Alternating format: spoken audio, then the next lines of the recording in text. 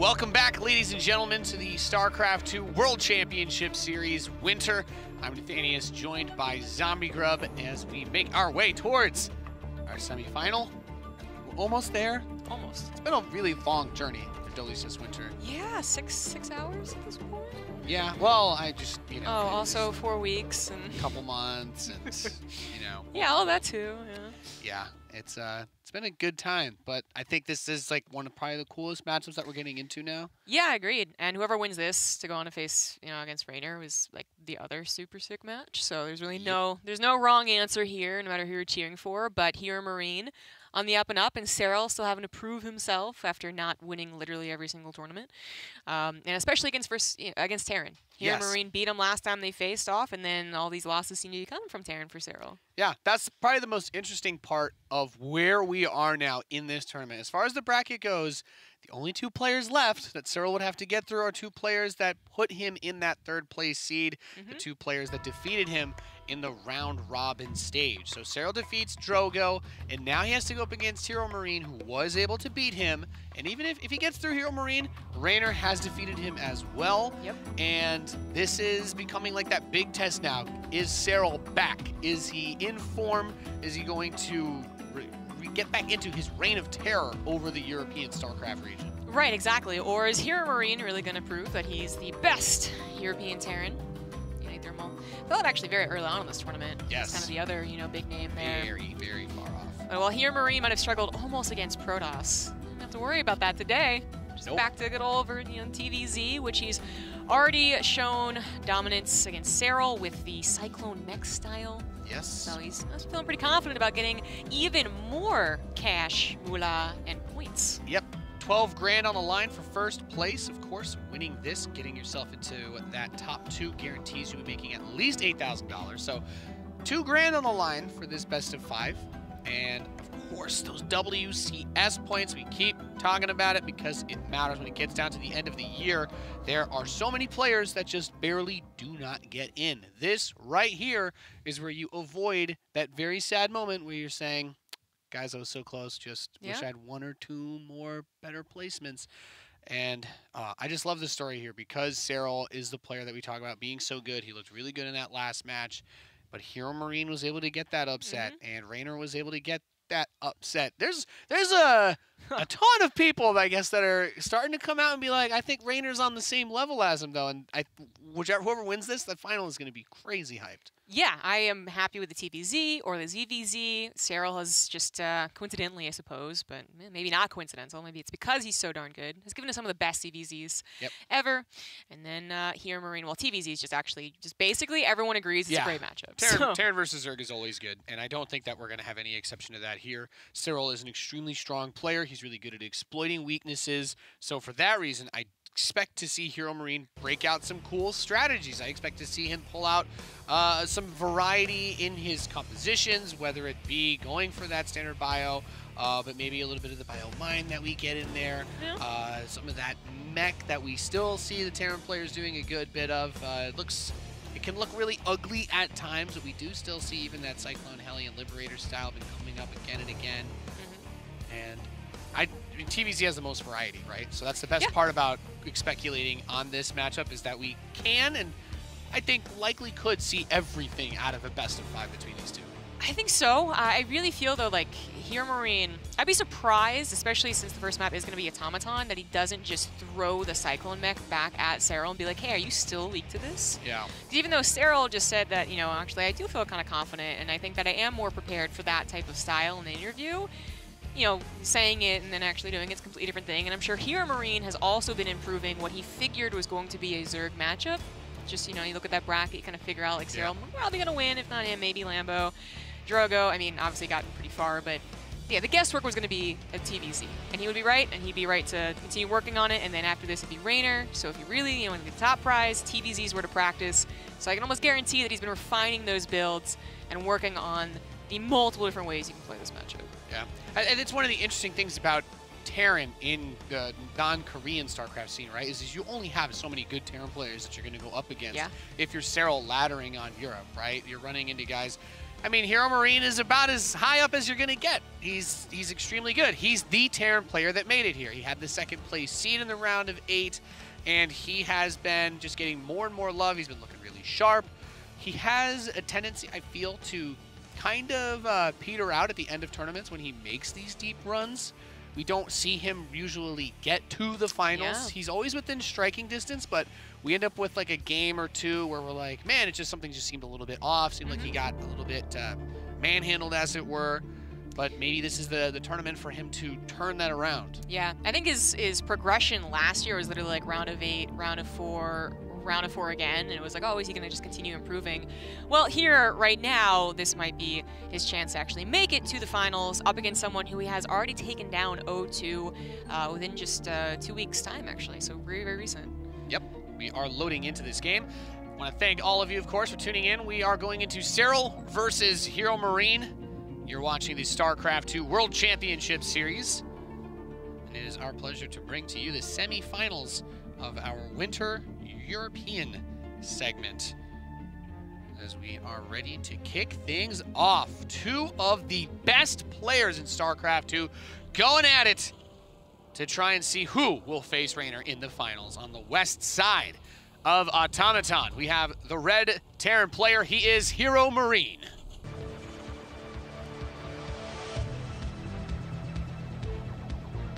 AKA Big Gabe, as I know the chat is spamming right now. In the top right-ish, it is the blue Zerg, Serral. The Night King himself.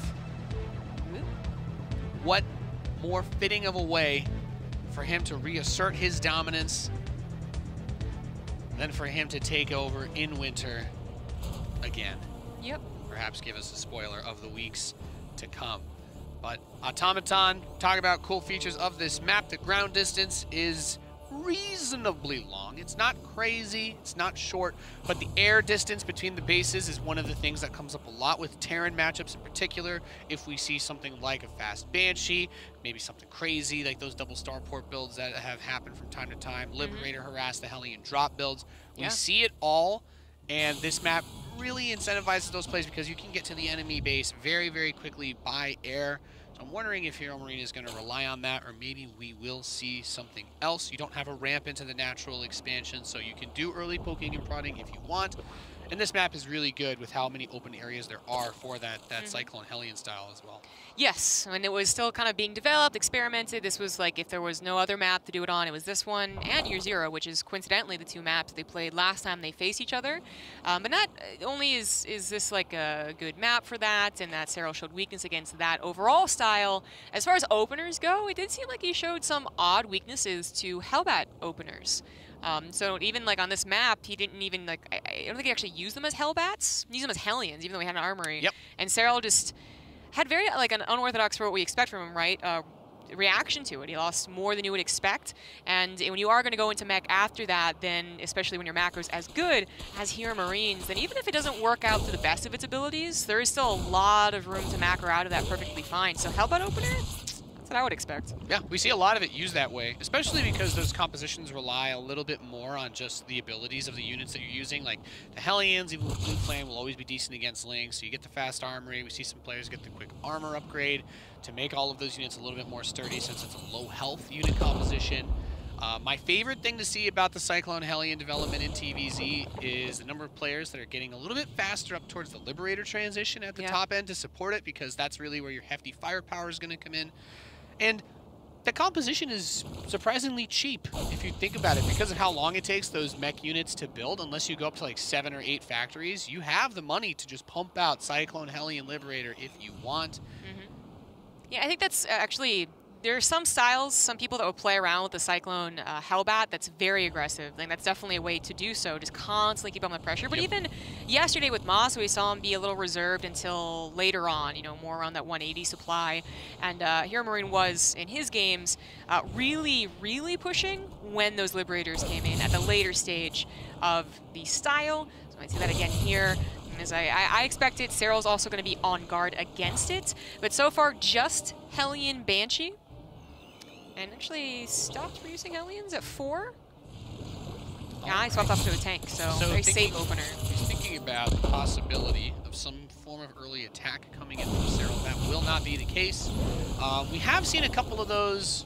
Now that I think about it, with the Banshee opening, I believe it might have been HeroMarine, kind of like this very weak-ish, like a couple of Marines, a tank or two, like early shoves onto the Zerg third base. I wasn't crazy about it. I think it worked pretty well in one or two of the games that it was pulled off in Winter so far. Yeah, there's a couple of maps that can really have abusive spots for that. I'm not sure that this is the one. Yeah, I don't think so. Maybe like a Kairos Junction or Port Alexander, like if they take the south. Right, base, it was Port Alexander, I think, whereas a really nasty one above the third. Yeah. We'll see what he can get done. He's going to wall off with that command center on the natural. So not going to hide his intentions of taking that quick third base. And when you delay your upgrades and whatnot like this, and you start moving into the tanks, I'm just waiting to see HeroMarine grab the gas in his natural expansion and tell us what his plans are for this game. There's that armory you were talking about, Zombie Grub. Yeah. I mean, he doesn't have a lot of Hellions to work with, right? But we are going to be going into mech. I mean, you would have wanted to start at a tech lab a long time ago for that stim, even if you are going to get that nice and safe tank, which he also revealed with the little Ling poke at the front. But keeping tabs on Serral with the Banshee, not necessarily doing a ton of damage. The amount of Hellions he had in the field didn't really... I mean, they would have it like a Miracle, a mini Miracle to actually do a bunch of drone damage. So not really expecting a lot of... gains in the early game for either player, really. Serral's been mostly left to his macro, just smart positioning with units, making sure that nothing snowballs when it really shouldn't.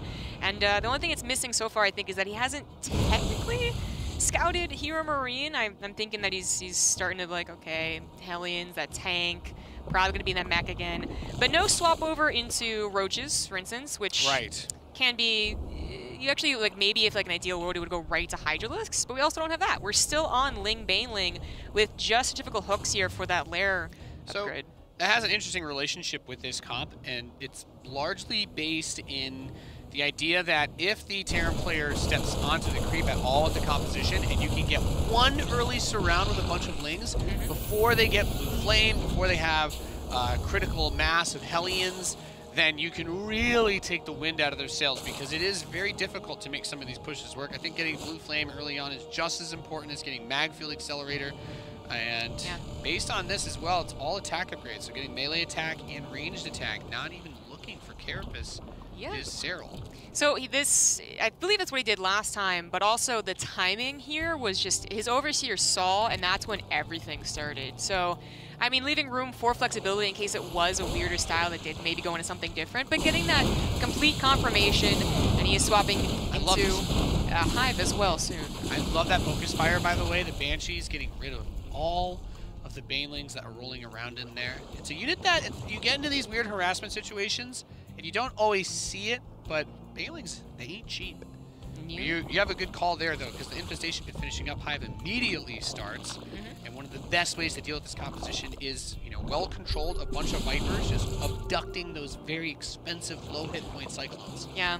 I mean, I assume that you watched the Serral HeroMarine series, not, again, like 2 weeks ago, but I was watching and I was like, Serral didn't really seem to be confused by the style. He didn't necessarily make a lot of mistakes that I saw. Well, I guess against a couple of early run-bys, he lost too many drones, but he did have a handle on what you're supposed to do against this. But anytime it got to those Liberators and he was pushed, he was on his side of the map and he was restricted in that movement, that's when he really, really started to struggle. And HeroMarine is like skyrocketing forward into that. Additional starports as that Cyclone upgrade finishes. I love it.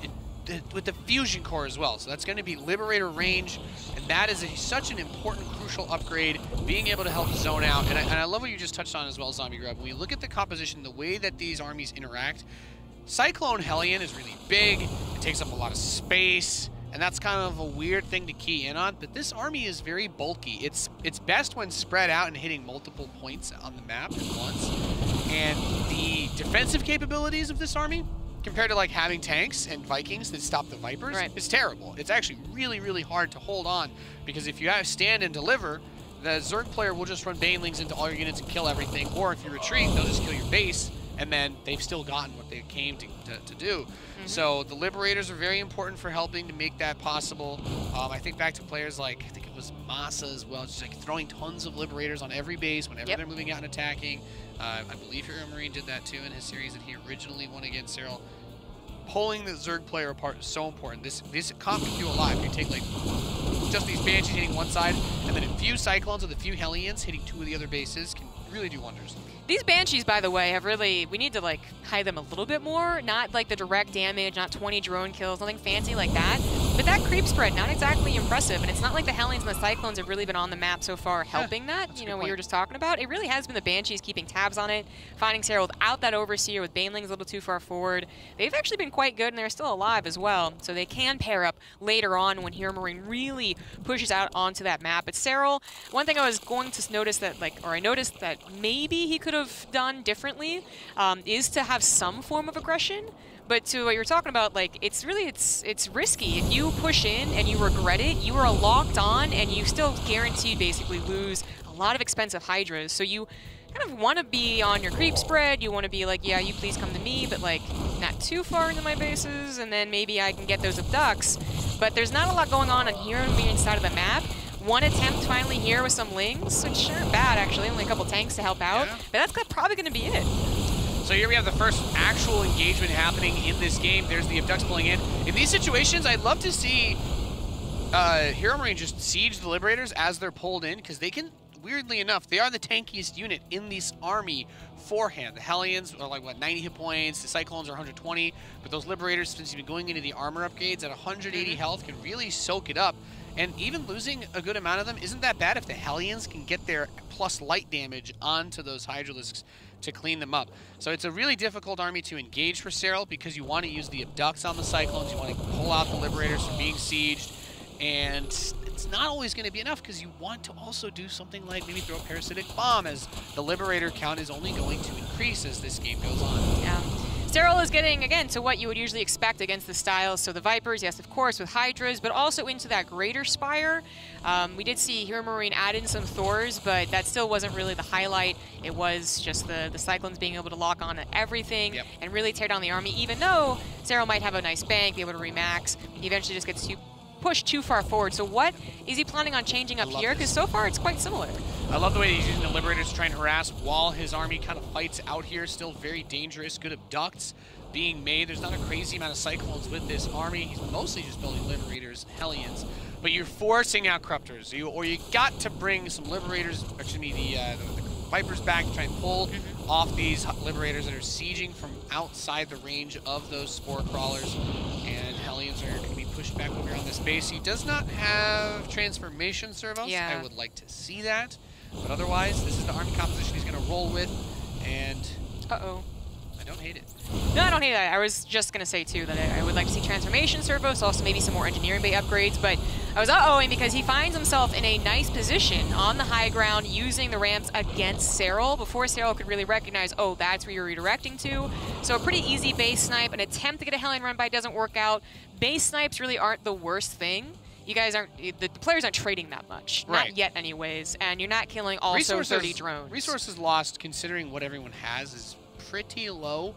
I don't think that too much has really been given by either side. They've both built up reasonable banks. They're both able to get all the upgrades that they could want, and for most intents and purposes, they've both been allowed to do whatever they want this game. No serious damage has been inflicted either way just yet, but we're going to see the Vipers come in off this side. A lot of liberation zones on the north end. Libs need to re-siege quickly if he wants to continue this fight. He will not, but the Parasitic Bomb is going to get most of the health off of those Vikings. Yeah, he has been meeting HeroMarine as he tries to get a very strong siege position, aside from that one loss at the 6th base, and I think that's what's already been going so much better. Now opening up maybe an opportunity if he had Vipers, maybe they're low on energy, he had brought them back to try and hit this 5th. A good chase there, trying to get rid of those Banelings as they will fall behind the other units. Banshees finally going to die on that base. This Liberator's going to try and come up and siege this from the other side, and this is the type of harass that's so good, because if you're not playing with Corruptors, you have to send your Vipers back. It's the only easy way to deal with this. You can try to send the Queens, but it can be a little bit awkward. It can be hard to actually kill the Liberator if it just moves a little bit. Yeah. Absolutely. We are up to 11 Vipers, by the way, which I don't mind. Actually, No, Vipers very strong. I think it's a fine choice. The real issue is that HeroMarine he still has a very powerful army. This Terrans are doing this composition more and more lately for a reason. It does come down to making those sick abducts, and you have to be careful because if you're using like rapid fire and pulling off a ton of the mech units, then it's not actually even that bad sometimes to engage because you're not killing the units individually. You're just pulling like 20 supply into you, and it can be a little bit awkward. But those are some great grabs right there. These are the types of trades that you need to do to take down this mech composition. Yeah. Wouldn't mind an infestor or two as well defensively. If he steps on a creeper and you get a fungal, you should be an easy cleanup on a lot of that. I definitely agree there. I think Serral's actually not gone for them too often, but I think any additional spellcasts are going to be great, but he's been trying to get HeroMarine out of position. He finally does it. Finds that 4th base. It is a planetary, but I don't believe it has any upgrades. Train. Yep. Blow this up with the support of those Hydralisks. Yeah, and easy peasy. Yeah, no building armor, no high-sec auto-tracking. 2 upgrades I think are very useful. I agree with you in this situation, like the planetary being able to shoot further, since that's your anchor point, is very important. You don't really have a huge core of siege tanks, but HeroMarine has kind of stopped building those Cyclones, and he's up to 8 tanks. He's got 5 more about to finish, so he's making himself more vulnerable to the potential air switch.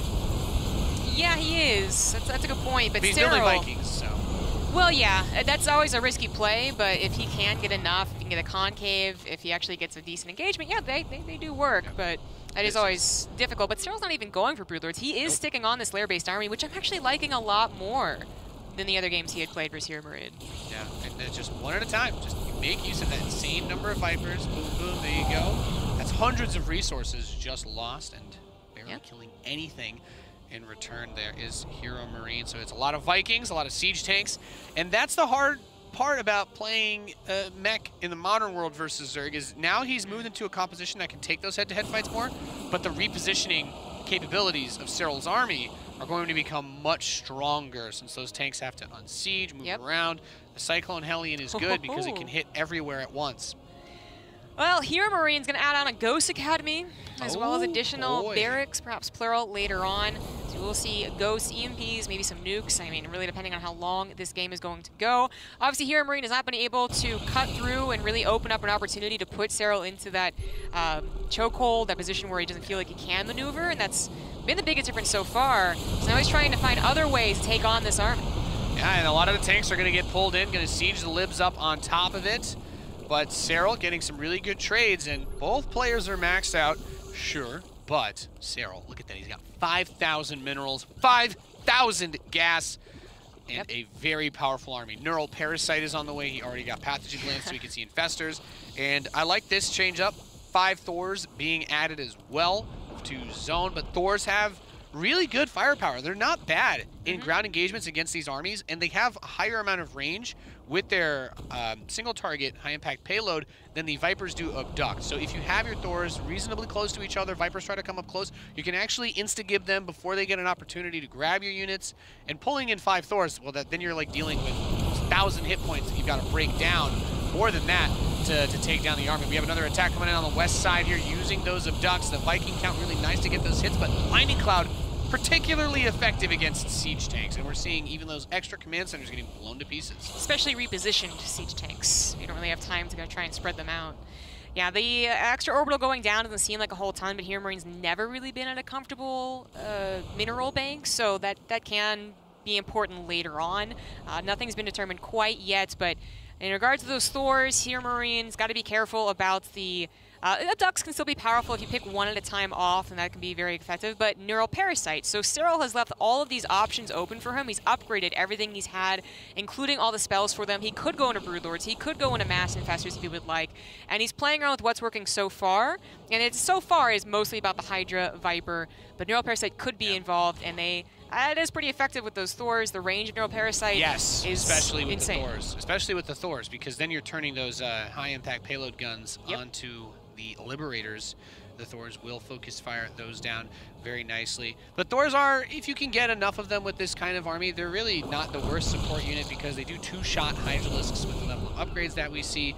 I love that. He has managed to get, it looks like just one Ghost. If you, even one EMP in the middle of that would be catastrophic. Yeah. Because without Blinding Cloud, these Hydras will never engage the tank line. But now we've got Broodlords coming out, so that dynamic is about to shift yet again.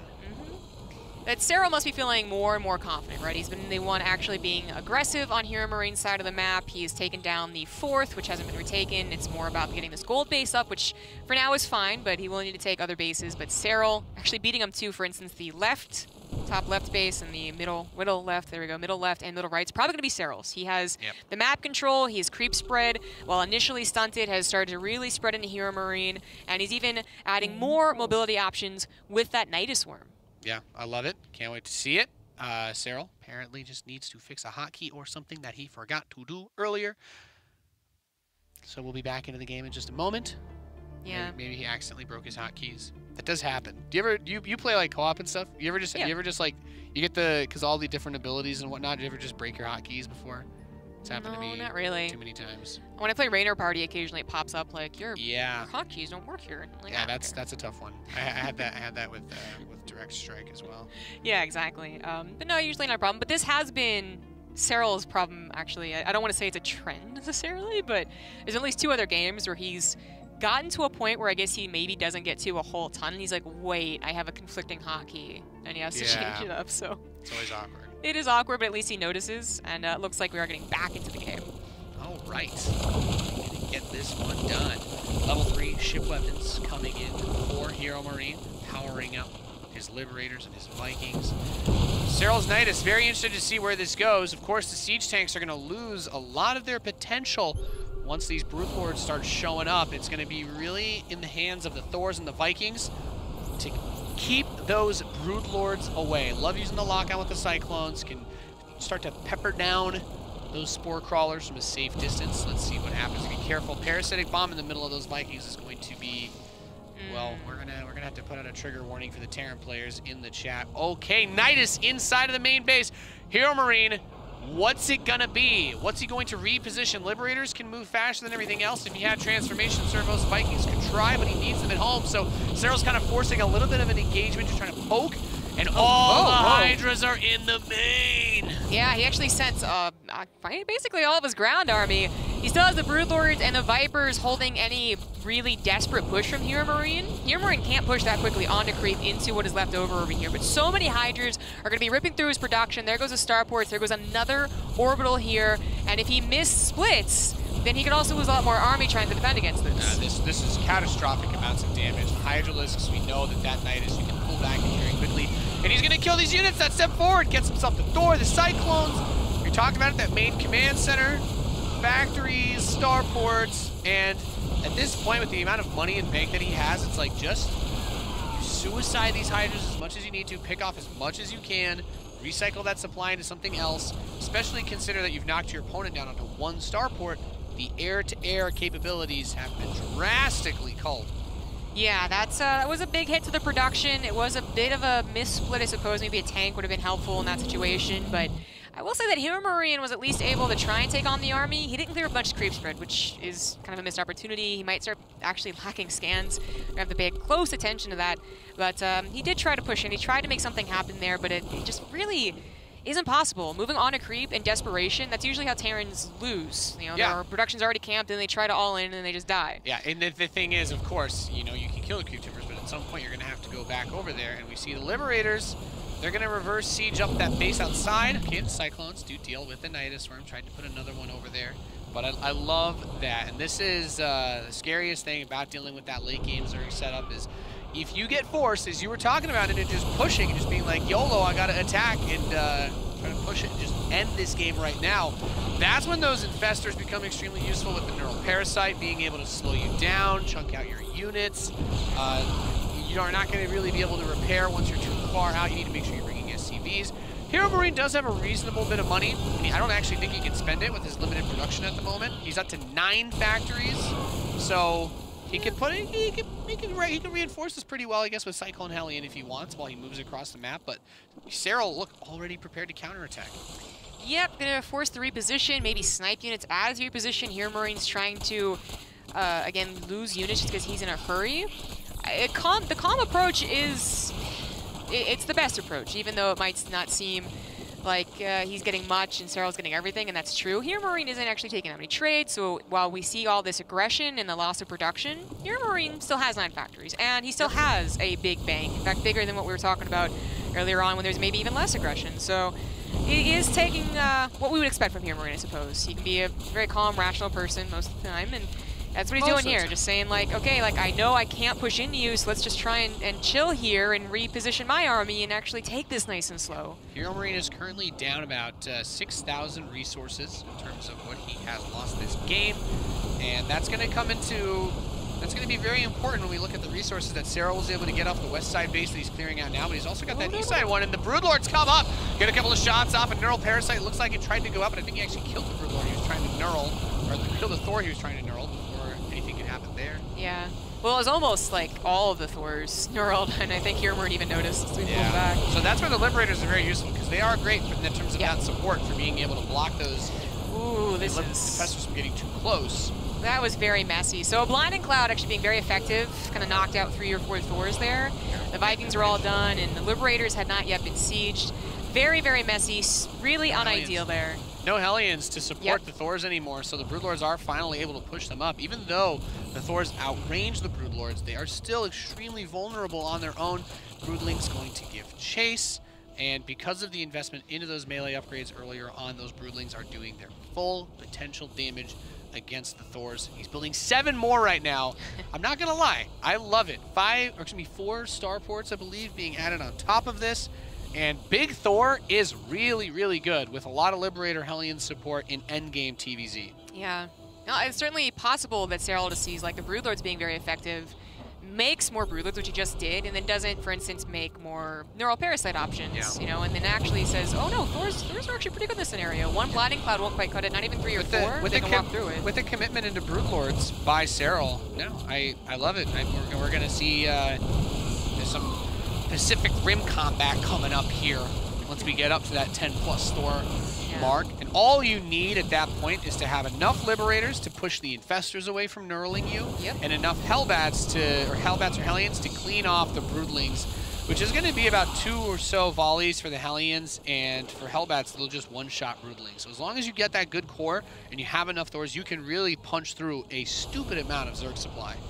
I am a little worried right now, like he does have a limited number of Hellbats, as he used like 6 or so trying to attack that base. He got a decent number of drones, but didn't get the hatchery, and Serral is still banking tons. So he's really got to take a good engagement here. I think it's absolutely possible, but this is where Serral's going to try and catch him out of position, be able to use abducts or get really, really sick Blinding Clouds and actually finally push in somewhere, but not wanting to be too overeager. This is a situation that Serral has found himself in a couple of times, not against Mech necessarily, but this is where everyone was like, wait a minute, is Serral actually beatable? Is when Innovation took him to the super late game on this map, in fact, and hopefully he's learned a lot from that, but he also might be getting flashbacks right now of like, you know, I thought I would know, I thought I was winning this one. Hold on, here, like, HeroMarine's still not dead? Wait.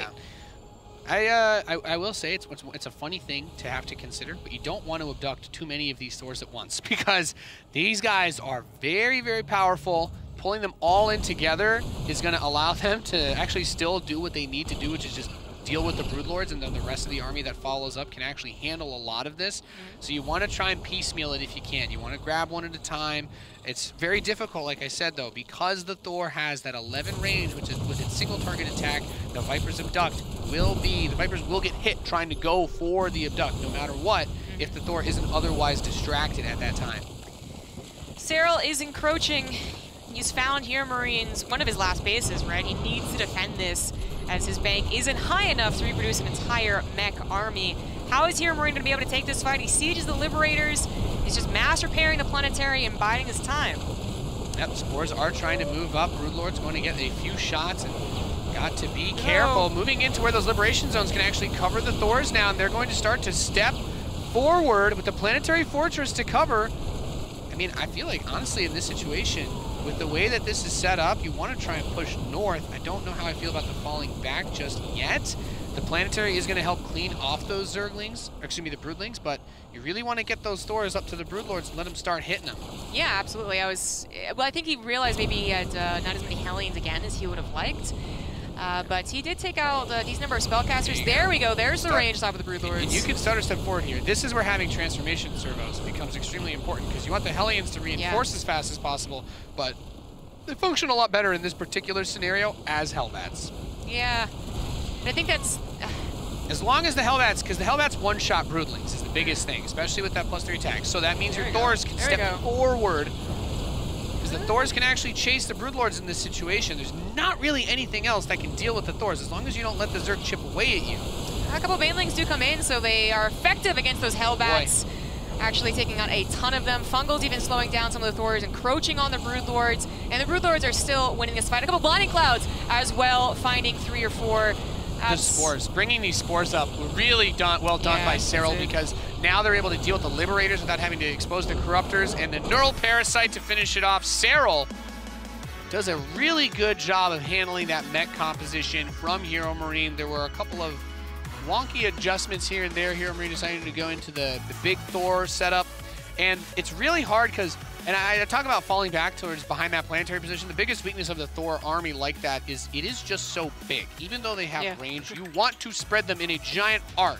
You're looking at an army like siege tanks versus roaches when you're playing mech. And you're like, okay, well, obviously I want to try and limit the surface area that you can get around my units. I want to put you in a choke so the splash is good. But Thors don't do splash damage. They're a big single target. They have decent range, but because of how big they are, it's way easier to take a fight like that if you can fight in front of the planetary fortress in a big line. Yeah. But as you start to retreat back, that Blinding Cloud becomes more and more effective, and your Thors just can't actually shoot the Broodlords, and that's a problem. That's an issue, yeah. But kudos to Serral, who has found himself in those late games and has let victory slip through his grasp, thinks that he's in a better position than he really is when it comes to actually killing some of these turtling Terran players, whether it's mech or bio. You say, oh, Broodlords were the answer for that specific fight, not realizing that they are actually successfully transitioning into Thors, for instance. But he took his time, brought the creep forward along with the Spore Crawlers, and actually sieged up a very difficult position, as opposed to just being like, oh, that worked out, let's just push into the 6th, which would have provided more of a concave. So he's obviously learned a lot of lessons from the last time these guys faced. Yeah. And I talk about things that HeroMarine could have done, but I think a really big play by Serral was, and I found this a little bit curious, he didn't really have a lot of infestors. I think he peaked at 4, but he did not really use the energy on them at all in any of those fights except for the handful of Neurals that he went for, and that last Neural game was pretty much already over at that point. But the thing I find that I love about that is if those Thors do start to chase your Broodlords, you keep the infestors, you pocket them, you use them as the support unit in that scenario where you're just going to drop a fungal on those Thors so that they can't chase the Broodlords. You're going to drop a fungal on them so that they can't get out of the Blinding Cloud. And we didn't really see him have to use them because his Broodlord control was so good. And yeah, it was really, really well executed because I've seen so many games where those Thors, they do destroy Broodlords. They are really good against them. So to see Serral make that composition work just shows the patience he had and also his tenacity to retake all the bases on the map. He had 2 more bases than HeroMarine, the only other 2 bases left on the map after he had mined everything else out. Yeah, absolutely. And that was really that kind of summed up the entire game for me, was that Serral didn't just go like, well, I go to Vipers and I win, right? Or I go into Broodlords and I win, right? Like, he took a moment and was like, no, HeroMarine can still respond here and I shouldn't be overeager. And he reacted in a way that was very slow and maybe like, could he have finished that game a little earlier? Maybe. Maybe he plays perfectly, right? But actually, I think that's just the way you do it. You constrict the Terran who is waiting for you to be that overeager Zerg. Yeah, if he makes that similar type of push and he doesn't bring like those 7 spores, I think the Liberators do way more. He doesn't lose all of them. The Thors in the back that can't hit the Broodlords would keep Corruptors from coming up to the Liberators, and that allows the rest of your units to push forward and take down those Broodlords. And well, I mean, I'm not gonna lie, that's like one of the best ways to win games when I'm playing mech. I love that. People try to go Broodlords against your mech and you roll up with 10 Thors. It is really powerful, but that's why this is one of the highest level matchups of StarCraft that we get to see, because these players defy the odds. They make things work in the toughest of situations. And we're loaded in to Year 0 in the Northwest. We have our red Terran player. He is HeroMarine.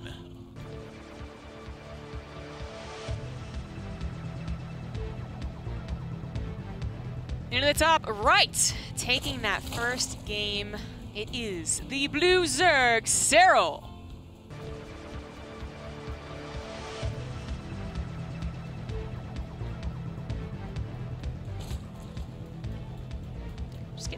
first 2 maps that they got when they played in that best of 3.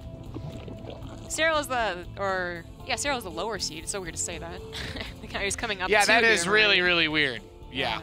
I do wonder how the maps actually played out here. What they were thinking. Was Serral eager to replay him on the same maps? Like, no, you're gonna think you have the upper hand here, but wasn't that like a whole thing that came up about the series with Innovation and the match that didn't matter at IEM before WESG, and then when Serral played him again on those same maps, he cheesed, and like there was all these people digging into like, did Serral only cheese Innovation on these maps because he lost them in the Pointless series? Did he psych himself out? And well, that just like contributed to people being like, is Serral not that confident anymore? What is happening? Yeah, I think you're right. Automaton was kind of the infamous one, and then he took the gold and roach rushed him. So in the WCS finals we're talking about. So yeah, I want to say that, you know, these map decisions are actually, there's some strategy behind for both of them. Where HeroMarine is like, no, I feel confident here. I actually maybe shouldn't. Yep.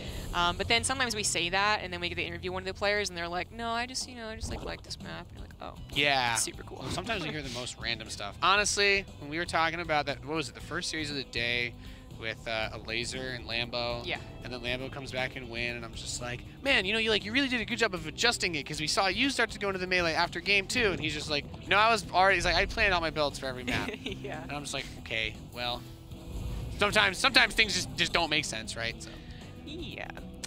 But Year Zero is one of the maps that they went super late game into, and yes. It does play to that generally in most of the matchups, but TVZ, even if it's not these 2 specific players, I feel like I see Cyclone Mech on this like 80% of TVZs that I watch. It's just very popular for it. Lots of wide angles for attack. This map is great to split because the direct path is blocked by a lot of rocks. And your opponents are usually active enough. I find it on this map, it's really not that easy to just try to like build up a big army and push through the middle, because there's so many opportunities for attacks on that bottom side. It's weird that we have a map that's stretched like this, because the way that it kind of forces you to expand is down towards the bottom, which makes that longer attack path still very viable in the mid to late game, because expanding towards the middle, those bases are really exposed. Yeah. Yeah, that's usually where everything's headed towards in the fight, and then if you lose that position, you lose 2 bases. Yep. You get really hardcore pushed. So HeroMarine, is he reevaluating here? Is he saying, okay, hold on, like he does have a handle now on Cyclone Mech. Is he really reading into that a ton? He's going to maybe throw in an earlier attack. He's already changing up his build a little bit. Yeah, he's building individual Marines out of his barracks. And what this says to me, if he keeps doing that, is that after the Viking, maybe he wants to get a medevac and do like one of those cheeky little Marine drops with the Hellion support. But no, he gets the Tech Lab after it, so it was to deny scouting. And maybe it'll just be a fast Banshee. Could see a Raven. We haven't seen as much of that Raven recently, but you can of course use it to clear out the creep. Auto turret's never bad, and this little happy Zergling, by the way, gets a good read on everything, and it is going to be that Raven out of the starport.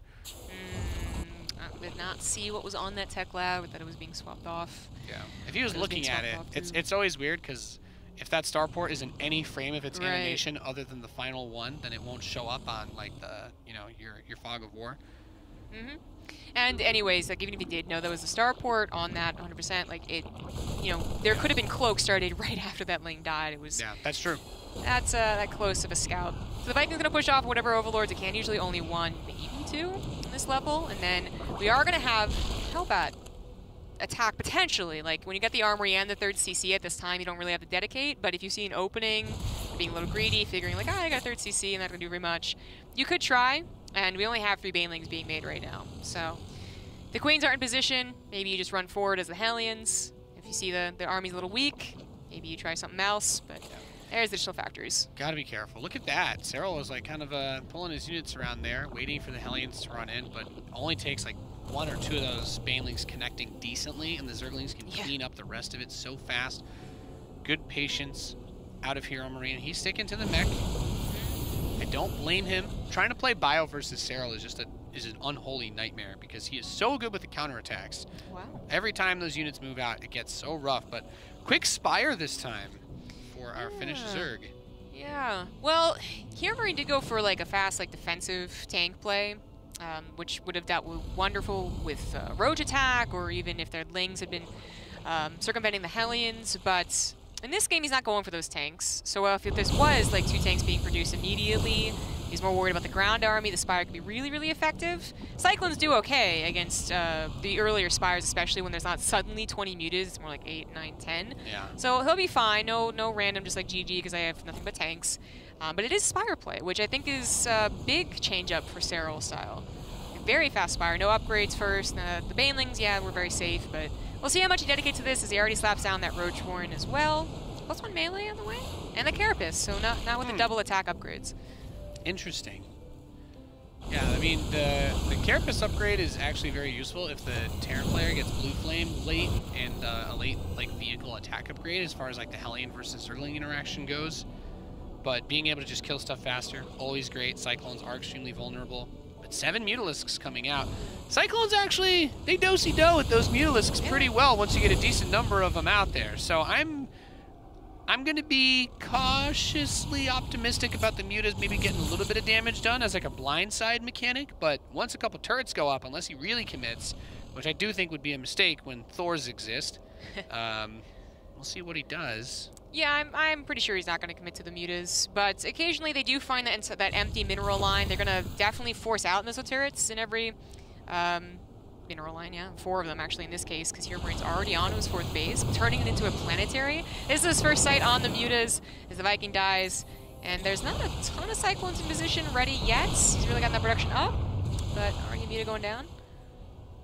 All right, so here's the Mutas poking. But yeah, the Cyclone lockdown is really, really good for these situations because Mutalisks have very low range, and they're about as soft as the Cyclones are, so they don't necessarily trade at any crazy capacity. Yeah, this is easy money for HeroMarine with that defense. Yeah, perhaps just hoping that the Cyclone production was a little bit later, or that certainly they weren't going to be in position. The 4th base already being down and protected was probably a bit of a shock, and then the main base having that missile turret so quickly placed since it showed themselves to the Vikings. I mean, it all worked out really nice for HeroMarine, who's on 4 bases, didn't lose many SCVs, didn't lose any army, and is now able to pressure the middle of the map as Serral is getting back to the Roach production, but only just now, and not even with those upgrades, just the Carapace. He did go for the melee first, now adding on that +1 missile. And honestly, as the time goes on, too, we do not really want to stay on Roaches as they melt pretty quickly to the Cyclones. No, there are compositions where like you can try to go for the Ling wraparounds with a bunch of Roaches to help get the Cyclones, but those are very unreliable and completely fall apart if you get like 1 or 2 good Hellion hits that just wipe the Lings off, and there you go. Your Cyclones just kite the Roaches for all of eternity. Yeah. So I'm not feeling crazy about that. A bunch of Banelings being added, so getting ready to defend. If you do well, I think crashing into this base with all these Banelings is going to be it's a pretty bold strategy. Yeah. Could work, but HeroMarine has seen it. I'd like to see him try to start like poking. As long as you're off creep, you can really bully this army composition very, very heavily. I mean, going for the attack, if this had been a surprise, then you really find the Terran in a difficult position where they can't run away. Just wants to smite the planetary, I guess. Just kill it and back off. Is that really... I mean, we'll find out if the cost is worth it. So he uses the majority of his Banelings here, runs away with the Ravagers, gets some SCVs actually as well. Killed the planetary, yeah. Backup Blue Flame really hurt there, actually. So oh, you're right. It was very, very hard for him to actually clean up those Zerglings. But he's up to 8 factories now, and just ready to crunch out an insane number of mech units. But the Ravagerling Bane doing a solid job. Just going for the taps on bases, using the cheaper units is nice. But HeroMarine is still building up a really big core of his army. Interested to see how he tries to make the rest of this push work, but really good job so far from Serral. He's actually got really good control with this. It's an awkward army to face off with because neither of these armies are so big because of like the size of the Ravagers and the Cyclones that most of the time, only half the army can never fight at once. I think I mean, Serral just was able to get to not just Roaches, but also build the Ravagers and have a very strong, almost maxed out attack so quickly. That's, whoa, the Banelings! Flank! Oh, goodness. Coming in from behind, getting a ton of hits off. Serral. Yeah, I mean, this army's still not great in like a protracted fight as long as the tanks are around, but Serral is content to throw so much into this to delay that. Make sure you get that command center, though, Serral. There you go. You earned it. Yeah, no cancel. Ravagers should die here, even to just these Hellions on the way out.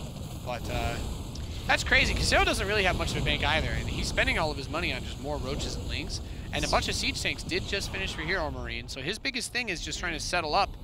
But, oh man, if I was HeroMarine, I think the most tilting thing is, you're like, man, if I just built an extra command center, just build more command centers, but you can't afford them. Yeah, he can't afford them. He really got restarted there on the army, so Stuck on 3 bases. He would have to hope that Serral just does another push like that, but through like a choke or something and kind of messes up, basically, which is a hard thing to depend on. I just, the way that Serral was able to, the mutas really didn't do very much, right? And 4 bases already for the Terran, but he maxed out so quickly on Roach Ravager too, actually being able to afford Ravagers and have the time to buy them to make them. But also the creep spread, like he really just like used those mutas as a distraction for not even that long and was able to explode in this game, where I feel like maybe some other Zergs would not have been able to have such a swift attack. So what Serral really did a good job of was just taking all of these bases during this, yeah, playing with this expensive, well, not necessarily expensive, but this supply-heavy and cheap units. It feels weird to say that, because the Ravagers and Banelings add up quite a bit over time, but he got so much value out of it that like the income tab is not too much far in Serral's favor, but it is going to start dropping off really, really hard for HeroMarine since he's just stuck on these 3 bases. He's been losing so many workers, and Serral has his workers spread out over so many bases. He can throw these units at him for days. He certainly has consistent economy, so he doesn't have that much of a comfortable bank as he goes into potentially Broodlords here, but he has a lot of resources coming in very quickly, almost 90 drones on all these bases, and again, a ton of creep spread. So even if HeroMarine has a decent attack, it's going to take him a while to actually get something that actually matters. Even this attack, it was actually nothing but lings there, almost get on top of those Cyclones. They still get some gnarly biles. Bane's hitting the SCVs. Yeah. Goodness gracious. Serral is starting to bring HeroMarine into his little house of horrors over here, and HeroMarine wants to make his big punch. He's going to throw a heck of a haymaker here and try to bring this game back. He's got to win it. He doesn't have anything in production other than just Hellions and Cyclones rallied across the map. He has to end it here and now. I really like how aggressive he's being, though. He is not taking time to clear up every single creep tumor that he sees, and he's not being afraid of the army that he knows he just destroyed. So he pushes all the way across the map into almost the production line of Serral and has a decent army against what Serral still has. Roche, Baneling, Ravager, but it gets on that creep spread. It gets to somewhat of a surround. Oof. That might just be enough because the reinforcements should be coming in for Serral. Yeah, there's nothing left. That third base got ransacked once again during all of this. And HeroMarine, he's broke. That GG. was the best shot HeroMarine had, though. I absolutely do not blame him for going for that attack. He was being, I mean, I don't want to say played with, but it was, yeah, he was being bullied. There you go. It's gone from the casters to the players. Tragedy there, as Serral asserting his dominance, making some smooth adjustments, saying to himself, you know what, Hydralisks, man, they're so 2018. The Ling, Ravager, Baneling, I'm going to take over the map, because it's not necessarily great at attacking the Terran early on. If they smell it out, they can get a couple of tanks defensively.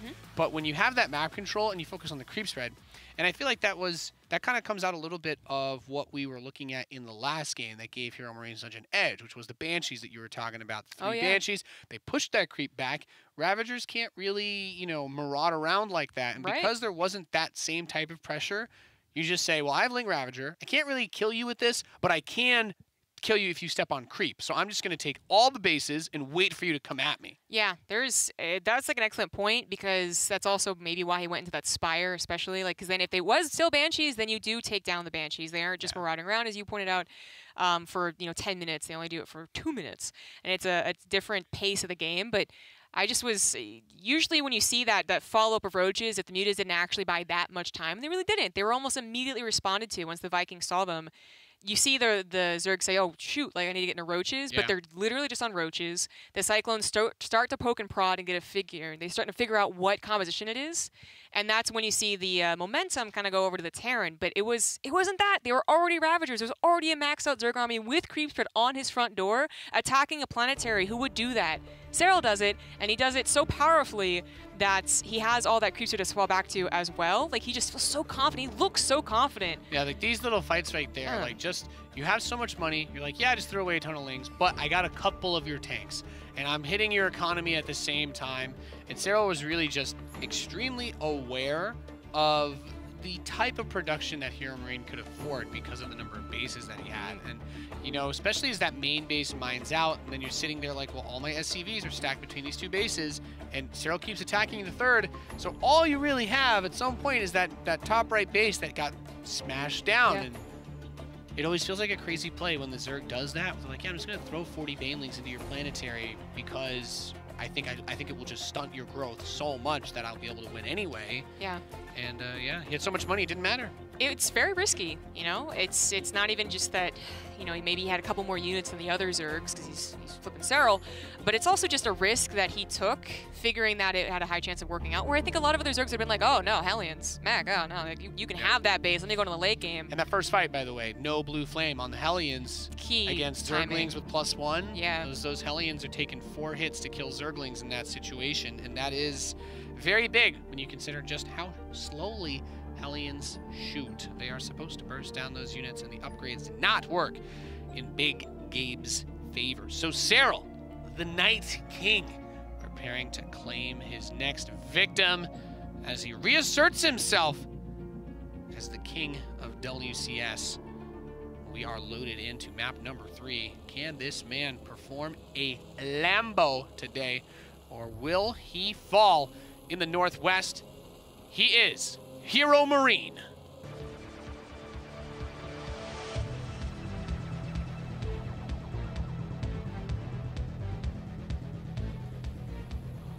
And in the bottom right, once again showing dominance, it is the blue Zerg, Serral.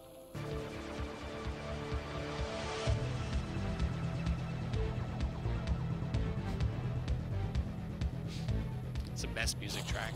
It is. In the history of music tracks. You might, you know, you could go ahead and post on the forums and whatever that you think Terran's a terrible race and everyone's whining for Terran, but I don't think you'll ever be supported if you say that Terran has bad music.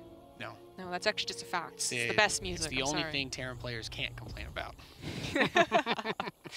Yes, we got the best soundtrack in all of competitive esports. You know what? I'm gonna say that much. There's really nothing that brings the vibes back like the old Brood War Terran music. Nothing does it. Exactly. I'm even at the point where there's a bit of nostalgia towards like the Wings of Liberty Terran tracks and stuff. It was just so good. Such a good cowboys shooting aliens in space vibe. Yeah. Yeah, not that, you know, Zerg and Protoss are not cool, but like, Brood War Protoss was a lot of chorus, and just like, yeah, it makes sense. But do I might want to listen to that, like, on the way to work? I don't think so. No, you're not putting Radio Free Zerg on the jukebox, okay? I'm sorry. It was a cool cheat code, but it's had its time. Yeah. We put it to bed.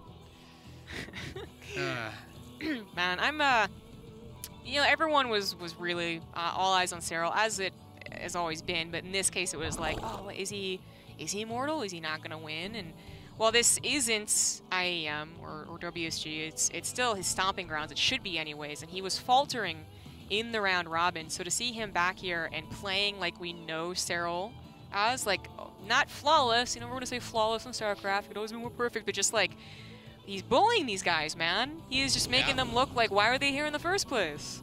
Yeah, no, I mean, Serral, he has come here today with vengeance. He is chucking those ice javelins into the hearts of his opponents so far. And man, I hate to do this, but I'm actually so hyped to watch like a Serral versus Raynor finals with how cool both of their ZvT styles are. And now Serral has, like, he's got me back in the mindset where I'm like, HeroMarine winning 3 games in a row against Serral after the last 2 maps. What's like, you know, just cue that Italian laughing guy video or something. Now this is, we're past the maps they had played on. HeroMarine, I think at this point is like, okay, that type of battle mech, the way I'm playing, it's not quite working. No, he's got to switch it up after that. Yeah, I really believe so. But we are on Port Alexander, and we literally brought this push up. A Marine tank on the high ground around that third base we just saw the Reaper at can be effective if you want to do kind of a cheeky push to really throw off the Zerg player who's expecting more of a harassment base, not something actually really that could push and kill them. But you don't have the setup there. HeroMarine going into the Viking again with the Hellions, a couple of Marines to stop the Scout. Is he just going to go into that Raven again? Oh no, there it is, something different. Fusion Core. Oh baby! I like Sweet Christmas. Someone is smiling down upon me today. Am I going to get to cast a Battlecruiser Rush? Golly gee willikers, Zombie Grub. And I love it. There's nothing that Serral sees to tell him there's anything different going on. There's 2 Marines again with the Hellion production. I wonder if he's going to do this with a with like a Hellbat attack, or if it's going to be like use the BC to stall out while you expand and take bases. Because Cyclone Hellion is one thing to do, but especially before they did like the Yamato nerf and changed the BC targeting AI versus like static defense, the impact of that was it synergized like stupidly well to go for battlecruisers into Cyclone Hellion, because the battlecruisers really forced that Corruptor response, and Cyclones may be, next to Archons, like the best unit in the game against Corruptors. They are extremely good at killing them when they're able to get that lock on, especially with mag field accelerators. So I'm excited to see how that goes. He is actually going to follow it up with Bio, so this is going to be a very confusing sort of opening that he's trying to go for. And I think when you do this, you don't get Yamato Cannon. You rush the BC.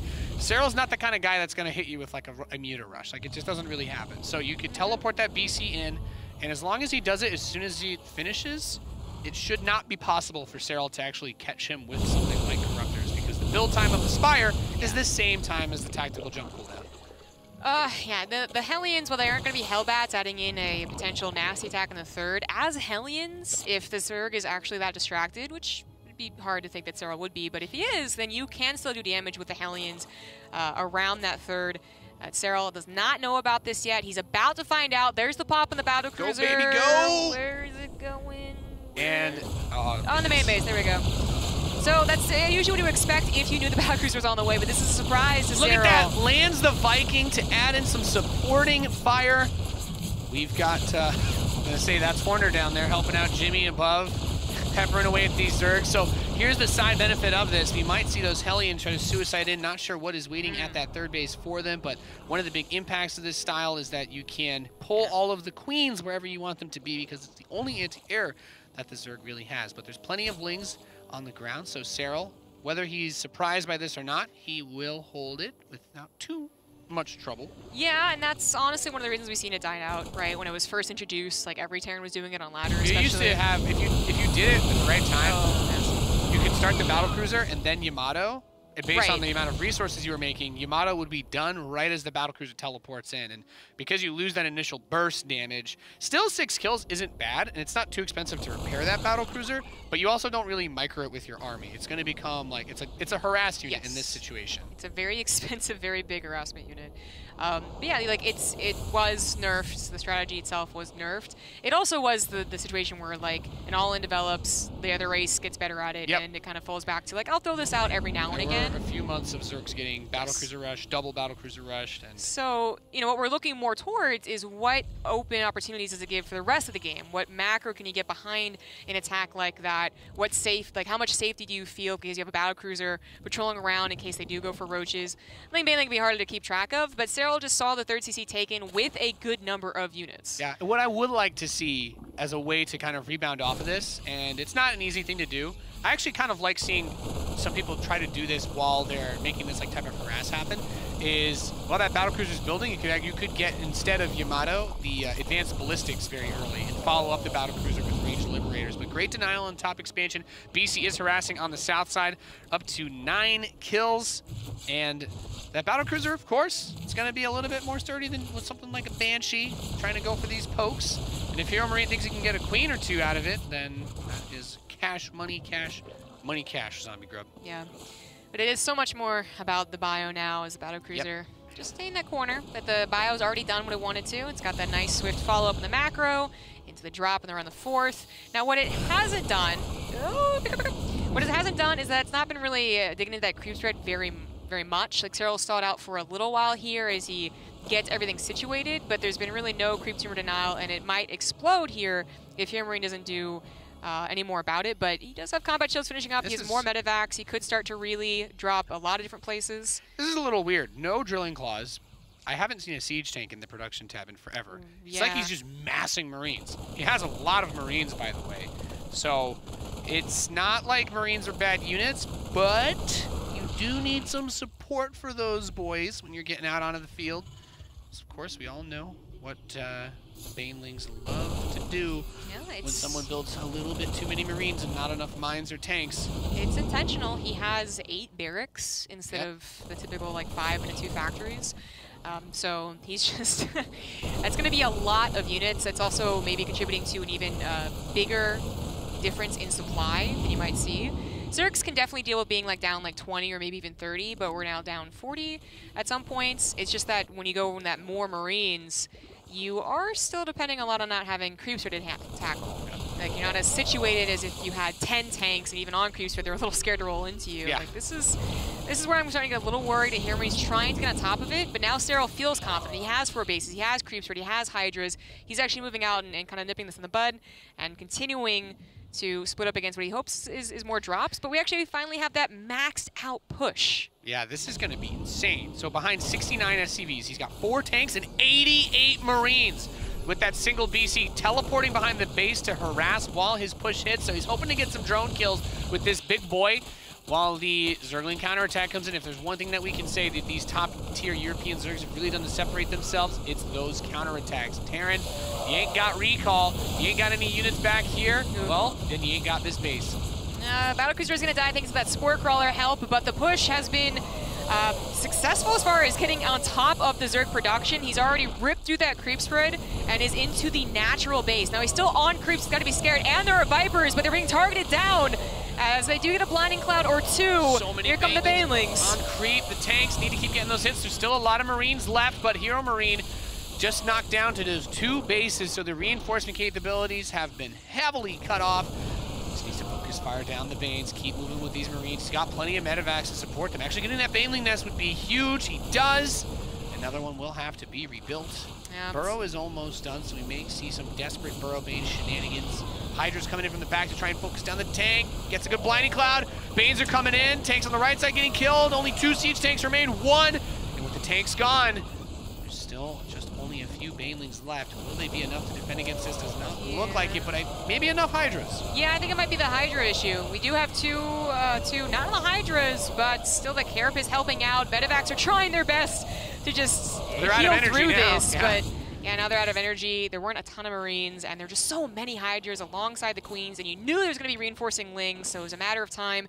HeroMarine, the slightly different style of that bio, unable to push through. Serral had like such a perfect timing. He had his army maxed out around the same time HeroMarine pushed out with Hive and Vipers. I think it's the hardest thing for Terran to deal with when you're playing these bio styles is counterattacks, because in order to really defend a base that you have set up as an orbital, you need to leave supply behind, whether it's in the form of a bunker, leaving some tanks, and that takes a little bit of the force out of your push, and we saw it there. A lot of the economy was cut off. Great blinding cloud on the tanks again, and the Hydras are just going to say, nope, you guys can go back to your base, wait for me to build up a few more army units and come kill you when I'm ready, or maybe I'll just kill you right now. Yeah, I think that's going to be GG. the case. Serral does it, and he moves on to the grand finals of WCS Winter Europe Edition. Oh, people were worried. People were wondering, especially when it came to a ZvT, but apparently he is back in full force. Yeah, that's a 2-yard-long ice shard straight into the heart of HeroMarine, knocking him out. And Serral will go up to face off against Raynor in what I can only assume will be possibly the coolest WCS ZvZ of all time. We had the Global Finals one last year, but as far as inside WCS, I think Raynor Serral could be the start of one of like the sickest mini rivalry matchups that we have. And honestly, it's like when I think about ZvZ, that is what I want. I want to see those cool styles go up against each other. Yeah, that's why it's so cool, is that they are willing to play different styles. Raynor, more that heavy Ling user, even though he can obviously play Roaches and ZvZ. And they just, it's something that we could have predicted last year in Montreal when Raynor was one of those guys that were like, oh, you might be able to beat Serral. Not quite. Well, now he's the one he was the king of this format. He's the one that everyone had to eventually face and have to be worried about, not the other way around. So is Serral back to the top form and is like, nope, give me that back? Or is Raynor actually that scary? Yeah, oh man, wow, what an awesome turn of events here. So Serral getting the revenge on HeroMarine, who was able to defeat him in the round of 8 round robin match. We only have that one final match left on our bracket, ladies and gentlemen. It is going to be an amazing one. I'm super, super, super stoked. So much on the line as well. Serral secures himself $1,000 or so more dollars there now, guaranteeing minimum second place. So that's $2,000 victory with, so sick. So $8,000 minimum, and he's going to be playing for that $12,000 and 1,600 WCS points that are going to make his life so much easier competing in the WCS circuit. Although I think most people would say that they kind of expect him to be at whatever we do for the end of the year shenanigans with all of those WCS points. I don't think anybody's surprised to see that. Here is the bracket. It's going to be Rainer versus Serral in the grand finals. Sure to be an amazing one. We are joined at the desk by the man himself after a stunning victory over the, I guess we'd say probably the best performing European Terran in the tournaments these days. Yes, yeah. I don't think many people are going to argue with you. Rainer didn't have a super great, or not, Rainer, yes, Rainer the Terran. No, Yutomo didn't have a super strong performance, and then actually you start to struggle, right? Sol didn't have that strong of a performance, and, well, HeroMarine might have been the strongest Terran. He's not stronger than Serral. No, he is not. So this is going to be a really exciting one to get into. As I said, we are joined by Serral. We can try to dive into the mind there. How do you like playing versus that Hellion Cyclone style? Well, I kind of like to just get a lot of Vipers, and that just kind of counters both of the units, Cyclones and Liberators. So I also like to have some Banelings with that. So the Hellions actually don't just flame up all my Hydras, since that happens occasionally. But yeah, the second game I was playing a bit of a different style. I wanted to open Mutas, maybe get him a bit off guard. And I'm also have been pretty successful with just playing Ravager Bane against this style. Yeah, it looked really good. The map control on Year Zero was awesome. I wanted to ask about the Automaton game because it felt like your control and your execution and your final attack was really good because HeroMarine got like 12 Thors onto the map, and you did have a lot of Broodlords. How cautious were you being? Was there something that you felt you could do to beat that many Thors with your Broodlords at the end? Yeah, I mean, beating Thors is actually kind of simple if you just get the Blinding Clouds down. But I think I should have had a bit more Broodlords maybe there, even like 20 Broodlords, since Thors actually do very well against the Brutes nowadays. So yeah, I was just being a bit slow there to guarantee the win. I didn't really want to lose the fight too badly. So yeah, I was taking my time, and the fight just took a bit longer, but I still won. Yeah, I think it was a safe play. So do you have any like stark contrast between the last time you faced HeroMarine and now? Like, is there something very different that you had worked on to combat that style? Not really. I just watched the replays and I realized I was investing too much gas. Back then I was going fast Broodlords. I was going double Evo all the time. So for the first attack, my Viper count was just too low. And yeah, just kind of managing the gas better this time, and I think that's the way to beat the battle mech. Did you predict him to do battle mech on those two maps again? I mean, I didn't predict him to do that. I was kind of sure he was going to buy out the first game. Oh, okay. But I mean, it doesn't really matter. Most of my builds are completely fine playing reactionary, so that's I just after I saw what's happening, I just adjusted. Adjusted, yeah. Yeah. Yep. I don't really like the plant counter all too much, but if it's 100%, then I could do something directly against something. Okay. That's awesome. I think one of the things that a lot of people were talking about when we got to this part of the tournament was that you had lost to HeroMarine in the round of 8, and now you've defeated him 3-0. The next opponent that you'll be facing for the championship here is Rainer, who was also able to take that match off of you. We don't have to obviously go into the details, but people are really excited about this match. Do you have any thoughts on this upcoming series? Not really. I don't know. It's gonna be. I think it's gonna be a fun series at least, if nothing else. Okay, what about this Ling Lurker thing that we've been hearing so much about? No bueno, no bueno. No, it's not good, or you're worried about it? Yeah, I don't think it's that great. Okay. Oh. All right. I don't think we're gonna see that too much. Maybe one game. That's all. Okay. Okay. I think that'll be fun to see. Do you have anything you want to say to all the fans out there? You've got a lot of people that are in your corner, and a lot of people that are like, "Is Serral still that good?" You know. I mean, I think my game proves that enough. I don't need to say too much, but thanks to all the fans for the support and all the supportive words, even though I have lost a bit of games lately. All right, awesome. Really looking forward to that final match. I think it's going to be so sick. Ladies and gentlemen, Serral, he's going to be going up against Rainer in our final match that's coming up here at WCS Winter Europe. We'll be back after the break. Thank you guys for so much for tuning in. We'll be right back.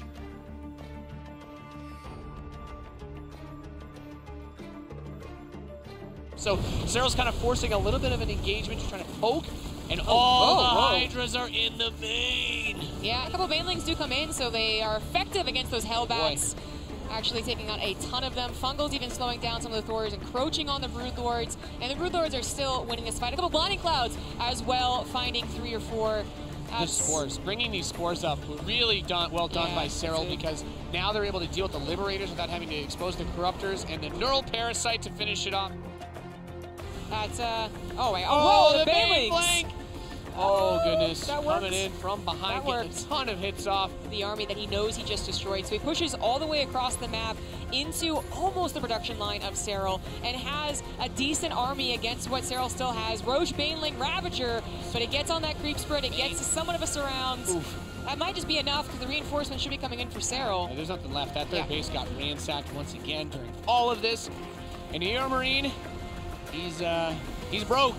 That GG. was the best shot HeroMarine had, though.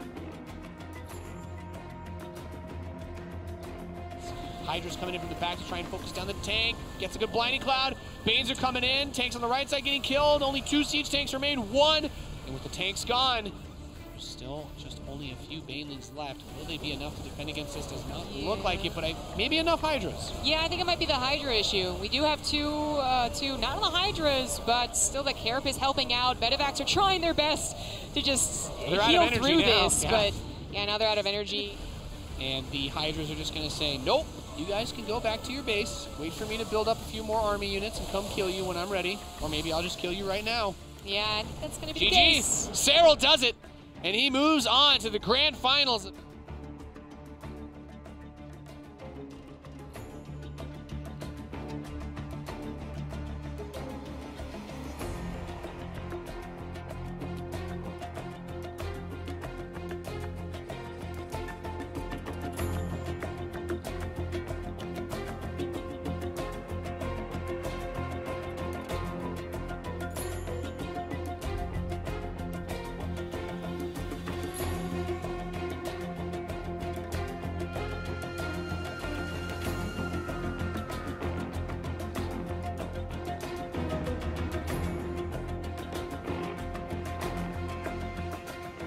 Up, we're going to year 0, already an exciting map of that last series. We're going to see if it turns out to be equally as exciting. He's trying to come in from behind, but this also might set up for a sandwich for Serral.